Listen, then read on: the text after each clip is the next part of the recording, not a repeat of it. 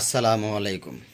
সম্মানিত দিনী ভাই, যত সমস্যায় পড়েন, যেরকম অসুবিধায় পড়েন, এই কথা কোনো দিন একজন মুসলিম বলতে পারে না।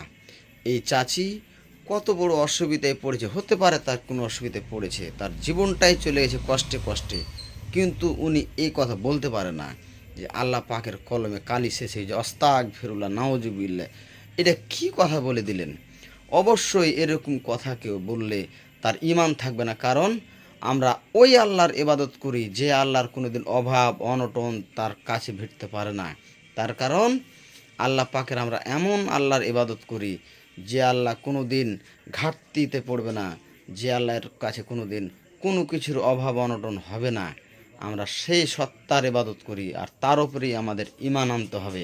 আমরা যত বড়ই কষ্টেতে পড়ি, যত বড় অসুবিধাতে পড়ি, এরকম কথা কেউ বলবেন না। ভিডিওটা অবশ্যই শেয়ার দিবেন। আমার কপালে সুখ লাগবার সময় বিধির কলমে কালি ছিল না, কালি গেল শুকাইয়া। বিধির কলমে কালি ছিল না, কালি শুকাই গেছিল। মানুষের এককালে সুখ হয়, এককালে দুঃখ হয়।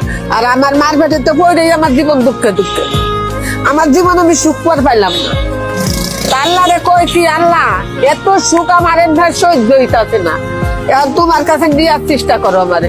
আমি আর এত সুখ সহ্য করতে পারি না। আমারে মানুষের কাছে করলি বলে মানুষই কয় কি তোমার আল্লাহ পরীক্ষা করে, পরীক্ষা করতে করতে আমার মাটির তল্লা আল্লাহ নিয়ে যাও। আমি আর এত ইন্টারভিউ দিবার পারি না।